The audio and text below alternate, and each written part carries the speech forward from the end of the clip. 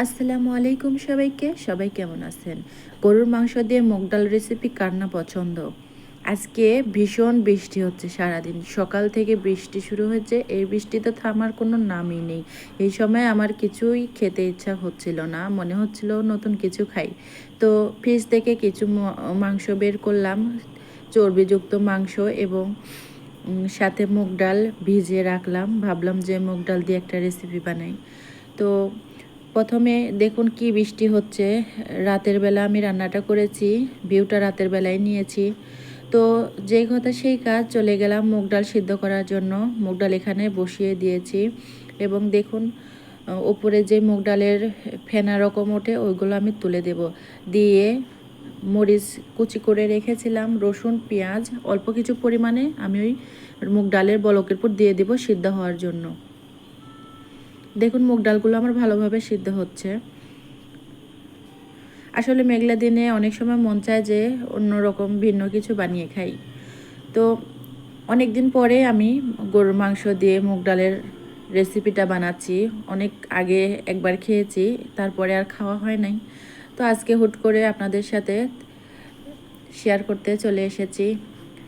তারপরে মুগ ডাল তুলে দিয়ে আমি পেঁয়াজগুলো কাটার জন্য চলে গেলাম। সেই ফাঁকে ডালটা আমার সিদ্ধ হয়ে গেছে। নেড়ে চেড়ে আমি ডালটা নামিয়ে দিলাম। ওই ডালটা আমি আধা ভাঙা করে একটু ঘুটে নেব, একদম গোটা গোটা না রেখে একটু ভেঙে দেব। তো ডালটা আমি রেখে দিয়ে চুলার পরে এখন আরেকটি কড়াই বসিয়ে গরুর মাংসগুলো কষিয়ে নেওয়ার জন্য প্রস্তুতি করব। তার আগে এখানে আমি এই জিনিসটা বানিয়ে নেব যে পেঁয়াজের পেরেস্তা, এটা সবাই জানি। কিন্তু এই পেঁয়াজের পেরেস্তা কিন্তু এই মাংস কষানো হয়ে গেলে যখন ডালটা আমি রান্না করব সেই সময় হওয়ার আগে বলকের পুর পেস্তাগুলো ভালো করে মিহি করে বেটে বলকের পুরে পেস্তাগুলো দেব, তাহলে টেস্টই আলাদা হয়। কিন্তু পেস্তাগুলো দেখুন আমি উঠিয়ে রাখলাম। গোটা এলাচ দারচিনি সব কিছু দিয়ে জিরা দিয়ে পেরেস্তা বানিয়ে উঠিয়ে রেখেছি। এবার গরুর মাংসগুলো আমি একটু কষিয়ে নেব। এখানে তেলযুক্ত গরুর মাংস নিয়েছি এবং কুচি কুচি করে মুগ ডাল তো আমার ছোট ছোট ডাল, যার কারণে মাংসগুলো আমি একদম ছোট ছোট করে টুকরো টুকরো করে কেটে নিয়েছি। তো মাংসগুলো আমার কষানো হচ্ছে। এই রেসিপিটা ফলো করলে মুগ ডাল দিয়ে গরুর মাংস এই রান্নাটা কিন্তু অনেক মজা হয়। সবাই একটু ট্রাই করে দেখতে পারেন। আমার এইভাবে রেসিপিটা ফলো করে ট্রাই করে দেখবেন, ইনশাল্লাহ আপনি মজা পাবেন অনেক। এইভাবে আস্তে আস্তে কষানো হয়ে যাচ্ছে গরুর মাংসগুলো, যাতে লেগে না যায় এপিট ওপিট করে ভালো করে কষিয়ে নেব। তারপরে এই যে ডালগুলো রেখে দিয়েছিলাম সিদ্ধ করে, ওটা একটু ঘুটে নিলাম, আধা ভাঙা করে নিলাম।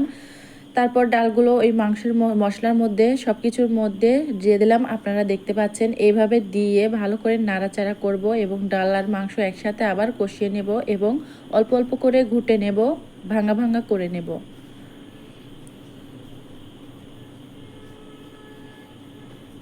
এই রেসিপিটা গরম ভাত এবং সালাদের সাথে দারুণ লাগে খেতে। তো মেঘলা দিনে পারফেক্ট একটা রেসিপি পেয়ে গিয়েছি। এই রেসিপি দিয়ে এক প্লেট ভাত অনায়াসে খাওয়া যেতে পারে। আর এই পানিগুলো দিচ্ছি, এগুলো নোংরা পানি কেউ ভাববেন না দয়া করে, কারণ এগুলো আমার মশলার পানি। তো একটু ডাল আর মাংসগুলো কষিয়ে নেওয়ার জন্য অল্প অল্প করে আমি পানি দিচ্ছি আর নাড়াচাড়া করতেছি। এই সময় আমার চুলার হিটটা ছিল লো, তারপর আমি একদম বাড়িয়ে দিলাম যখন পানিটা দিয়ে দিলাম।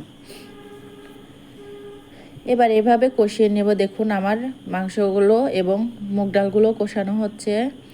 তারপরে আমি এবার ঝোলের জন্য পানি দিয়ে দিলাম।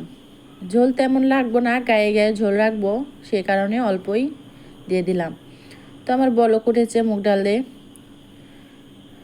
আর ওই যে পেরেস্তা বানিয়ে রেখেছিলাম, এটা আমি সুন্দর মতো মিহি করে বেটে নিয়েছি এবং অল্প পরিমাণ পানি দিয়ে এটা একটা মাখো মাখো করে বলকের পুর হওয়ার আগে কিন্তু আমি ছেড়ে দিলাম। এইটার টেস্ট কিন্তু অনেক বেশি লাগে। মুগ ডালের আসল টেস্ট এইটা। এই পেরেস্তাটা বেটে এইভাবে মাংস হোক বা আমি মুরগির মাংসে এইভাবে পেরেস্তা বেটে দেই, গরুর মাংসে দিই না। তো এইভাবে দিয়ে রান্না করে খেয়ে দেখবেন, টেস্ট আলাদা হয়। তো আমার ভিডিওটি কেমন হয়েছে সবাই একটু কমেন্টে বলবেন। আল্লাহ হাফেজ সবাইকে।